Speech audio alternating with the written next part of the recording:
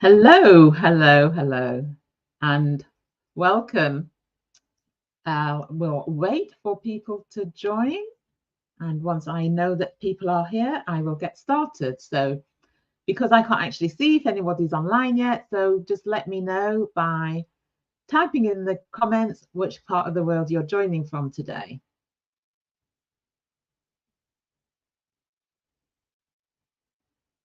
I know that now is the summer, and lots of people are on holiday, taking time off work. If you've got children, school holidays, doing activities with the school, with the children. And I was in two minds whether to do a live session this month, but I thought, you know what? There's some people who are still there, still working, and will still welcome it. So I decided to go ahead with it.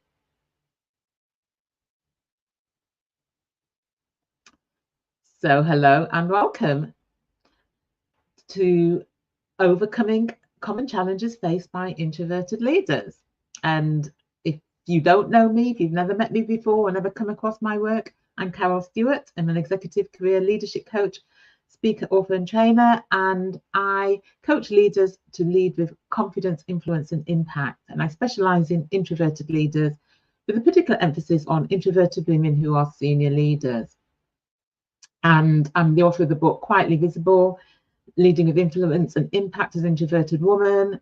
And I come up here on LinkedIn Live usually once a month and share things that can help you and navigate the barriers and challenges to leadership success.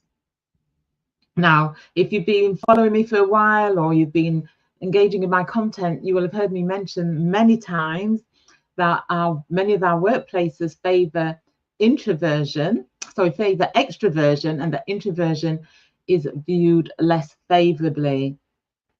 And we work in what Susan Cain, who's the author of the book, The Power of Introverts in a World That Can't Stop Talking, terms the extrovert ideal.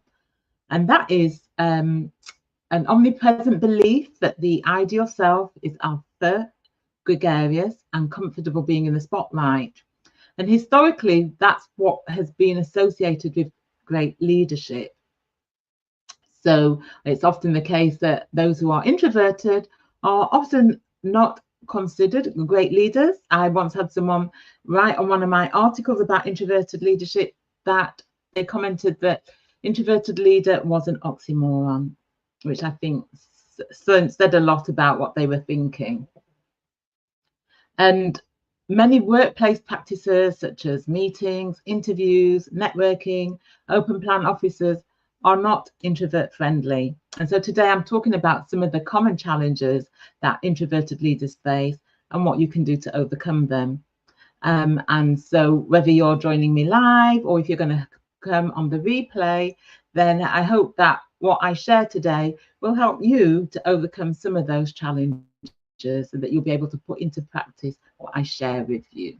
So do let me know who's online by commenting, just saying hi, hello, letting me know which part of the world you're joining from today. And if you're watching on the replay, I do come back from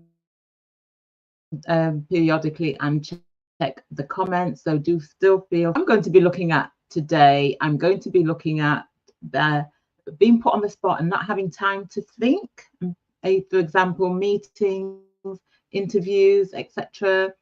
I'm going to be talking about networking and developing relationships and maintaining your energy level, as well as managing the misconceptions that other people have about introversion.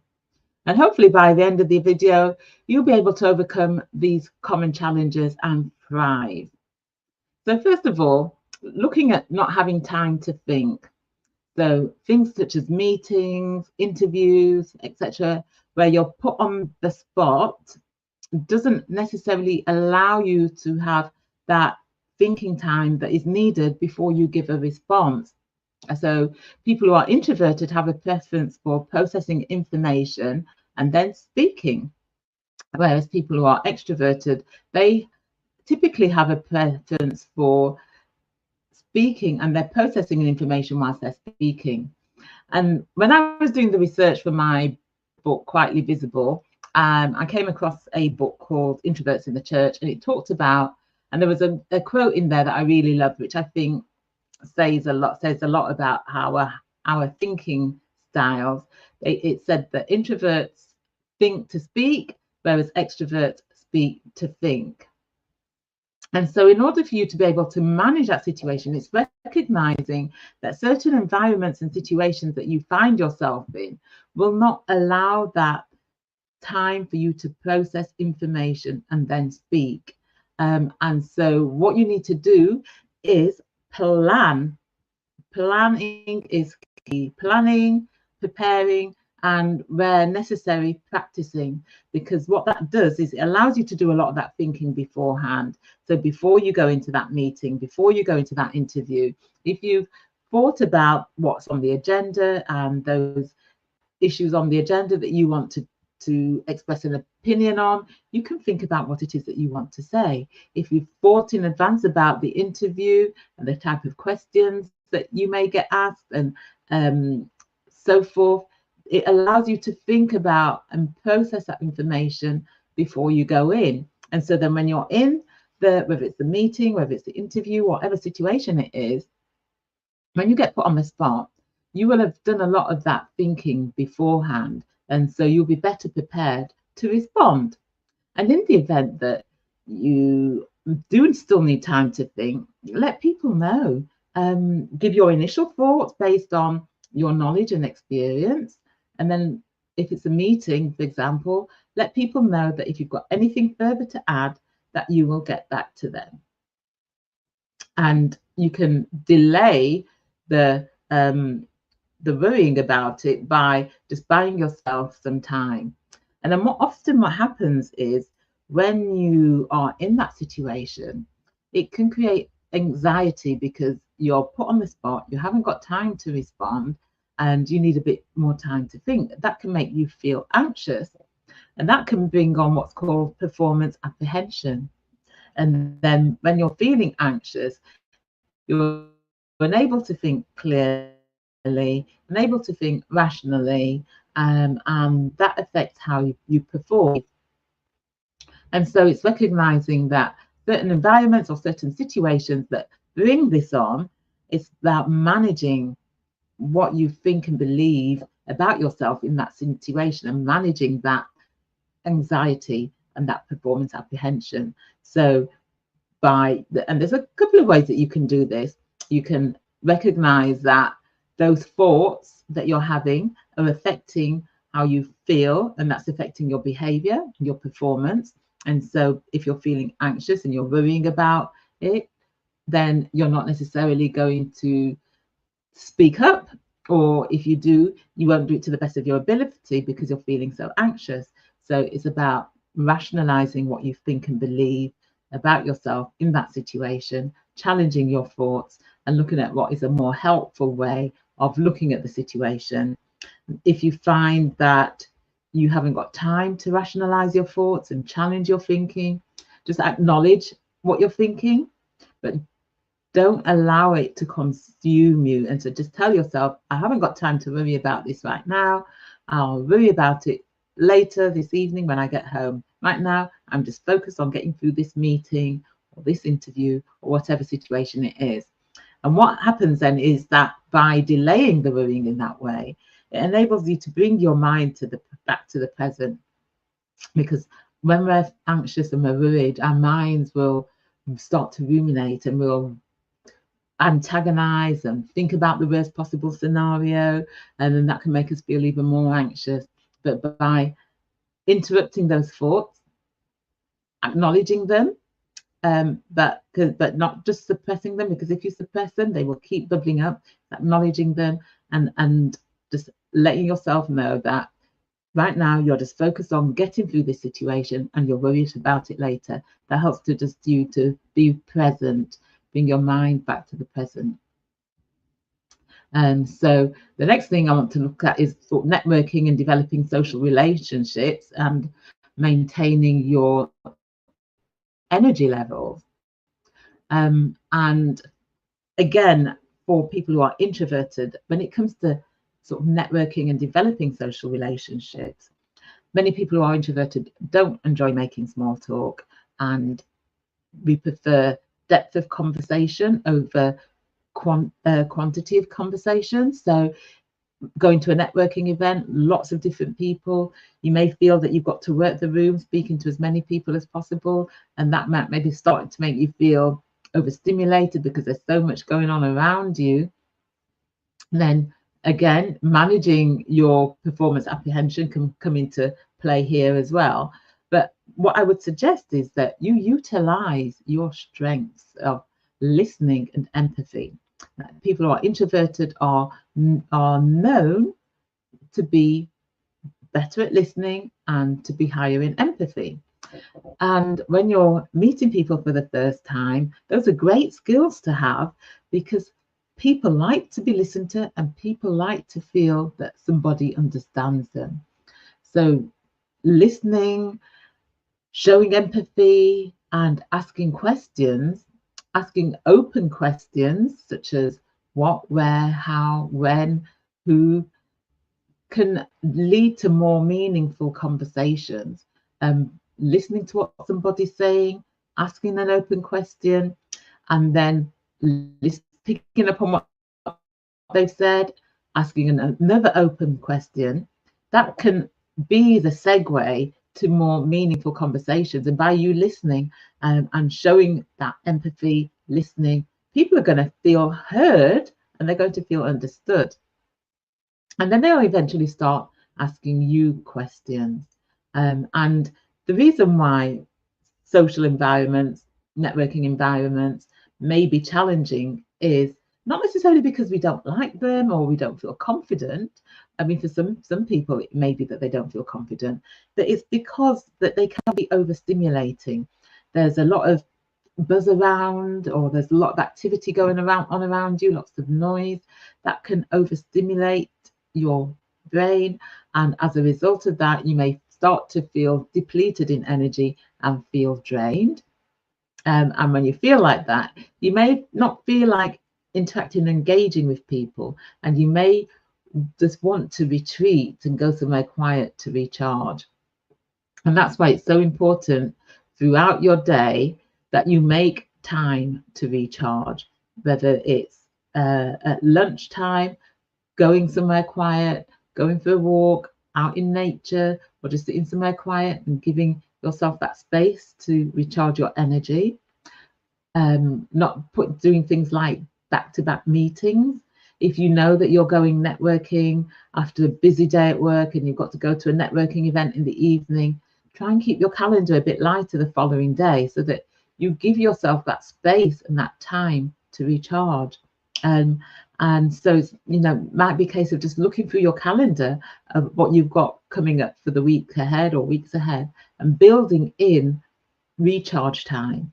And the various ways in which you can recharge, which, like I mentioned, going out for a walk, it might be listening to some music, whatever helps you to recharge and energize, build time for that into your day. And particularly if you're someone who's got back-to-back meetings, if you are doing a lot of networking, there's a lot of social interactions, or even if you're in an open plan office, because in an open plan office where you've got lots of people around you, lots of noise around you, that again can be overstimulating and make you feel drained. So it's recognizing when you need to recharge, making that time to recharge.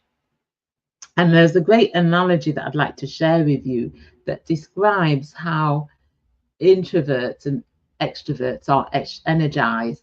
And this was someone who commented on one of my recent articles, and her name's Philippa Fairbrother, and she helps SME business owners to improve their bottom line by making teamwork simple and effective.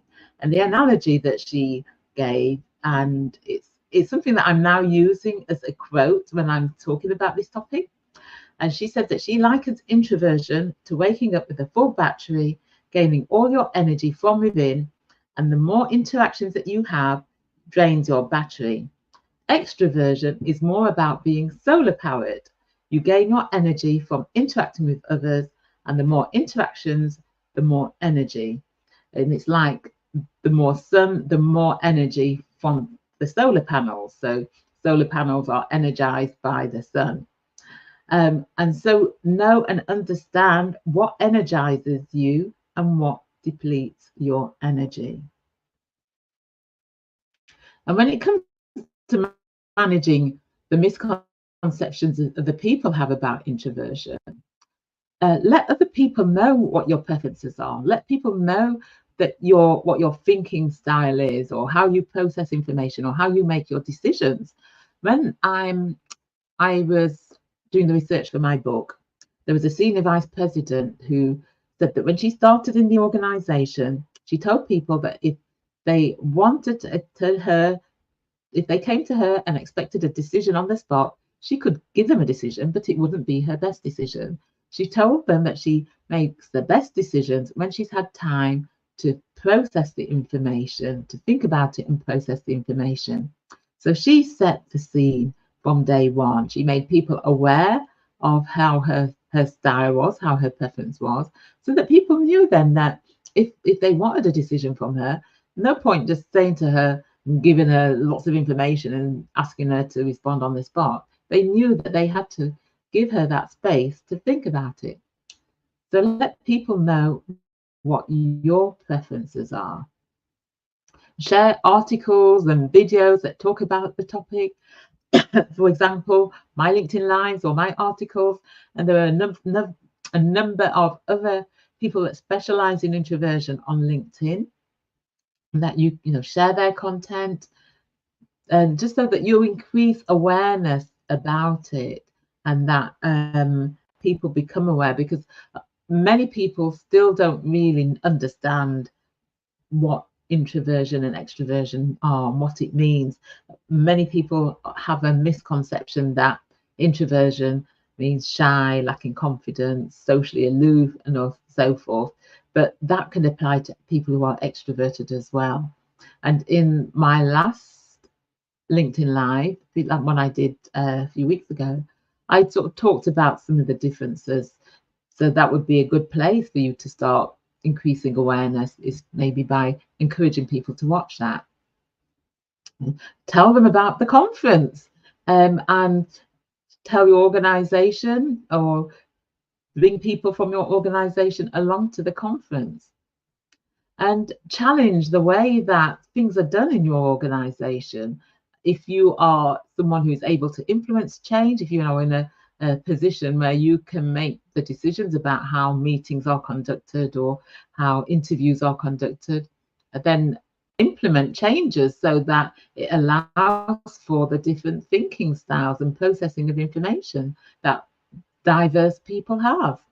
And if you're not in a position if you're not someone that can influence, or if you're not someone who can bring about change directly, then look at how you can influence change. So challenge the way that meetings are held or that interviews are conducted, and become an advocate for it. When organizations are looking at inclusion, they tend to stick to the 9 protected characteristics that we have here in the UK, and don't necessarily look at other things that aren't so visible, or maybe are under that umbrella of the protected characteristics. But inclusion means looking at including everybody, and that includes thinking styles, personalities as well. So become an advocate and make people aware of misconceptions that they may have about introversion. And so I think that about wraps up what I have to say today. Not having time to think, e.g. meetings, interviews, etc. I've covered that. I've looked at networking and developing relationships and managing energy levels. I've covered managing the misconceptions that other people have about introversion. So hopefully now you're clear about how to overcome the challenges faced by introverted leaders. And if you're watching on the replay and you've got any questions, then do ask in the comments, because as I've said, I do come back to see the comments. I'm not sure who is online today, because normally I will have people commenting and sharing in the comments where they're from, asking questions.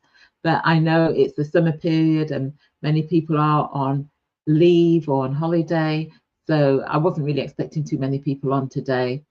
But if you are online and watching live and you have any questions, then do share in the comment, or if you've got any thoughts or anything that you want to add or say, do let me know in the comments. And before I sign off, or whilst I'm waiting to see if any questions come through, as I mentioned, I'm putting on the very first conference for introverted leaders on the 13th of September in London, and I've got a great lineup of speakers and sessions that you can attend. I've got keynote speakers, and there'll be a workshop from LinkedIn, the team at LinkedIn, who will be showing attendees the power of LinkedIn and how to use the platform to define your personal brand, how to use it to stand out, and why it's important to be a thought leader in your space, and more. And if you are wanting to attend, go to introvertedleadersconference.eventbrite.co.uk and tell your organization about it, tell colleagues about it. If you're coming, then let me know if you're coming. And if you can't attend, or it's not for you, but someone in your network or your organization may benefit, then please share it with them. So thank you for sharing.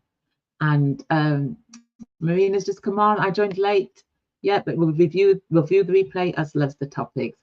Yes, that's the replay will be available as soon as I end this live stream. So I hope that you find it beneficial. And if you do have any questions, do let me know. And as I mentioned, I do come and read the comments and answer questions for people who have watched the replay.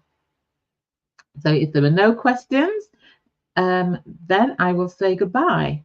So I'll give you a few more seconds. If anyone's got any questions, then do share them. And if not, I will see you next time. See you next month. Thank you and bye.